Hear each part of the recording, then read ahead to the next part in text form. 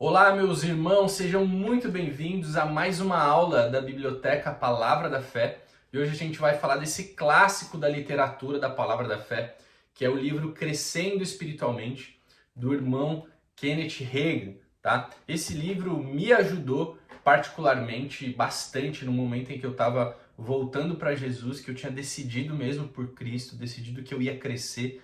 Esse livro me ajudou bastante. Esse pequeno livro de 157 páginas e 13 capítulos, um livro de leitura fácil, de leitura simples, da Graça Editorial. Como sempre, né, os livros da Graça Editorial trazem a maioria dos textos transcritos no próprio livro, que nos ajuda bastante em termos de entender e de se aprofundar naquilo que o autor está falando, junto com os textos da Bíblia, né? Baseado nos textos da Bíblia. A Graça Editorial é muito boa nesse sentido.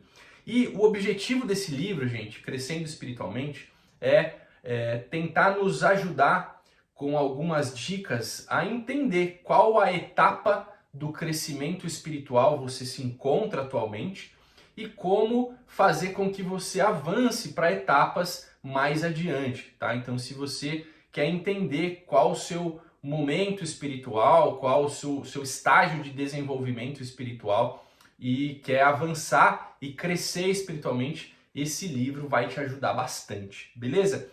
Eu quero começar com vocês falando aqui do texto de Filipenses capítulo 4, que ele utiliza aqui na página 9 do livro. Eu vou ler o texto que está transcrito aqui nesse primeiro capítulo, chamado Localizando a Si Mesmo, tá? Então vamos lá. Ele vai ler os versos 8 e depois ele pula para os versos de 11 a 15. Diz assim: Por isso diz, quando ele, entre chaves, Cristo, subiu às alturas, levou cativo o cativeiro e concedeu dons aos homens.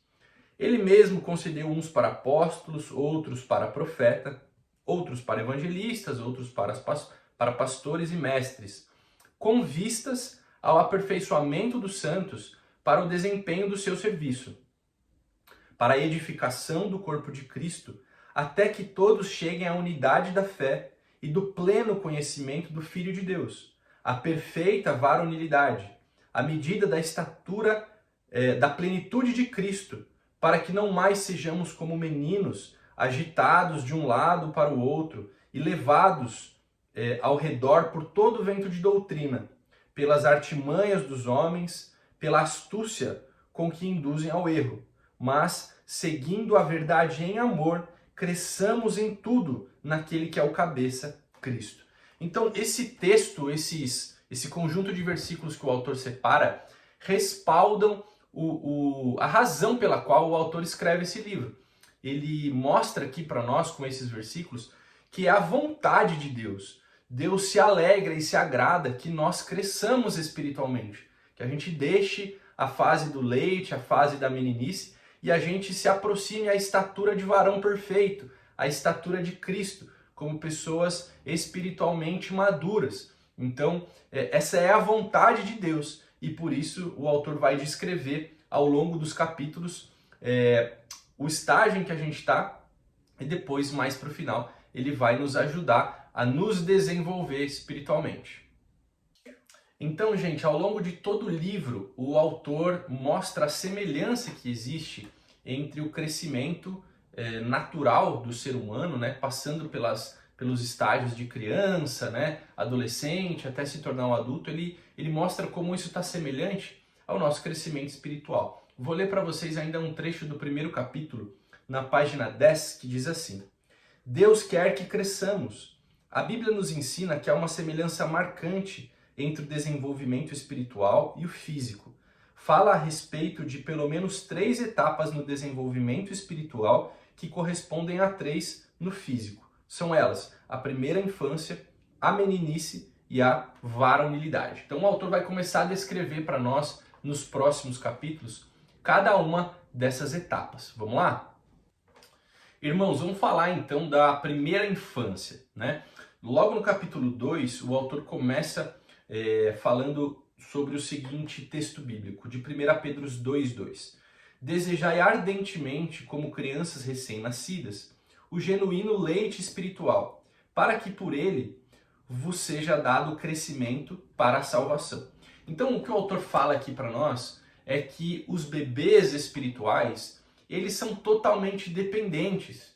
Eles não fazem nada sozinhos. Quando uma pessoa nasce de novo, ela é religada com Cristo, ela é um bebê espiritual, ela não entende nada do que acontece no mundo espiritual, ela ainda tem os pensamentos que ela tinha anteriormente, porque ela foi regenerada no espírito, mas não na mente dela. Agora ela precisa renovar o seu pensamento, né? Como diz em Romanos 12:2, para ser liberta daqueles pensamentos ruins, daqueles sentimentos ruins eventualmente. Então ela precisa de ajuda. Então o autor ele encoraja você a de fato pegar os nomes desses irmãos que aceitaram a Jesus na sua igreja e ligar para eles, e ir atrás deles e cuidar deles, porque de fato eles são bebês espirituais. E ele traz para nós aqui 3 características desses bebês espirituais, que são inocência, eles acreditam em tudo que você disser para eles, né? Segundo, ignorância, eles não sabem muito bem o que ler, o que assistir, o que ouvir, porque de fato eles são ignorantes. E ignorante é aquele que desconhece, ele de fato não conhece nada sobre a palavra, provavelmente ele não conhece nada sobre o reino espiritual, então ele precisa de ajuda sobre o que ler, sobre o que assistir, sobre inclusive a forma de pensar, a forma de se vestir, a forma de proceder, tá? E por último ele fala que os bebês são irritáveis, né? É facinho você tirar um crente bebê do sério, né? Basta que você faça ali alguma coisa diferente do que ele está esperando, alguma coisa diferente de como ele acha que as coisas têm que ser, que ele se irrita. Então, essas são as características de um bebê espiritual: inocente, ignorante e irritável.